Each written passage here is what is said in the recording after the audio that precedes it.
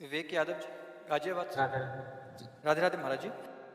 महाराज जी, परीक्षा में कुछ असफलताओं के बाद मन व्यथित रहता है। एक तरफ लगता है कि मैं कहीं अपने साथियों से पीछे छूटता जा रहा हूँ, दूसरी तरफ लगता है अगर सफल नहीं हुआ तो मेरा क्या होगा। महाराज जी, ऐसे में महाराज जी मेरा मार्गदर्शन करें। हाँ बिल्कुल, ये नई अवस्था में ये सोच तो होती है।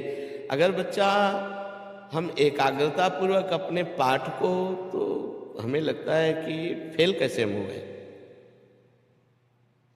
आपके ग्रंथ इतने बड़े बड़े नहीं, हमारे ग्रंथ इतने मोटे मोटे हैं।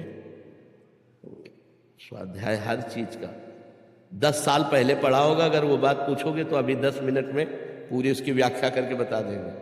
अगर आप प्रयासरत हो, प्रयत्नरत हो, तो अपने विषय में असफल कैसे हो जाते हो।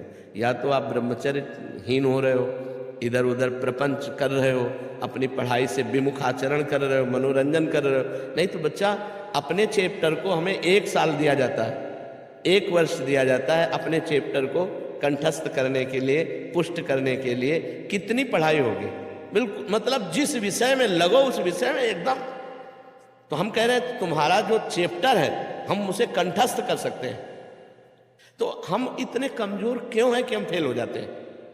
अगर ये हो कि भाई टीचर कोई पक्षपात करता है तो बात अलग है, नहीं तो हम फेल क्यों हो जाते हैं। कहीं ना कहीं हम गलत हैं, हम अपनी गलती को सुधारें।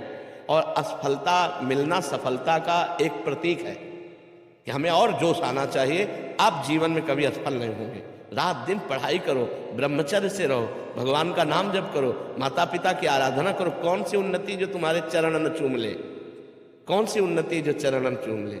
इसलिए हमें तो लगता है कि हम अपने धर्म ग्रंथों को ऐसे याद किए हैं जैसे काका का गा नहीं याद किया जाता, ऐसे याद। उठते बैठते चलते फिरते जो पद है, पूरी 84 जी, पूरा सुधा निधि जी, पूरी सेवकवाणी, पूरी स्फुटवाणी। जिस विषय में लगे तो अपने विषय में लगे, जिस विषय में लगे तो एकदम लगे। तो आप फेल कैसे हो गए। अपने विषय का ज्ञान आपको क्यों नहीं है।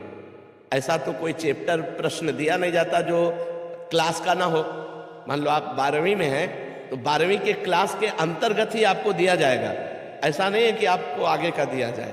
आप जितनी क्लास में पहुंचते जाएंगे योग्यता, उतना ही आपको प्रश्न दिया जाएगा। तो हमको अपने चैप्टर को घुस करके घुन की तरह लगना चाहिए। जैसे गेहूं में घुन लग जाता है ना, पूरा खोखला कर देता है। ऐसे में अपने चैप्टर में लग करके पूरे चैप्टर को अपने माइंड पे बैठा लेना चाहिए। हमारा माइंड बहुत विस्तार से है, अनंत जन्मों के संस्कार भरे हुए हैं। छोटी सी चिप में मन की अनंत जन्मों के, तो ये सब पूरा आपको भर लेना चाहिए। कहीं ना कहीं आप प्रमाद कर रहे हैं, कहीं ना कहीं आप त्रुटि कर रहे हैं, उसको संभालिए। नहीं तो ये निराशा ऐसी बढ़ जाएगी कि जीना मुश्किल हो जाएगा। बच्चे अभी बच्चे हैं ना, अब जैसे देखा कि जैसे इन्होंने कहा हमारे दोस्त सफल हो रहे हैं, तो दोस्तों के सामने नीचा, घर परिवार में जाने पर कि यार हमने यार इतने रुपए लगाए और तुम फेल हो गए, यार ठीक नहीं है। अब वो अंदर से इतना घुट जाता है कि उसे एक रास्ता दिखाई देता है। ऐसे कोटा में बहुत से बच्चे जो करते हैं, उसका कारण है कि उनको एक रास्ता नजर आता है कि अब मित्रों में कैसे जाऊं और घर के परिवार वालों को कैसे मुंह दिखाऊं। हर जगह ये आता है कि फेल फेल फेल, तो इससे अच्छा है कि हम कर लेते। कोई रास्ता थोड़ी है।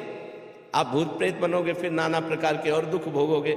हमें चाहिए कि हम अपनी गलतियों का सुधार करें। मोबाइल में रील देखने में समय बर्बाद ना करें, गेम देखने में बर्बाद ना करें, गर्लफ्रेंड बॉयफ्रेंड वाली झंझट में ना पड़े, इस प्रपंच में ना फंसे। अगर आप सही से चलो और ब्रह्मचर्य धारण करो तो ब्रह्मचर्य में इतनी सामर्थ्य है कि सब कुछ याद हो सकता है। बच्चा सब कुछ याद हो सकता है।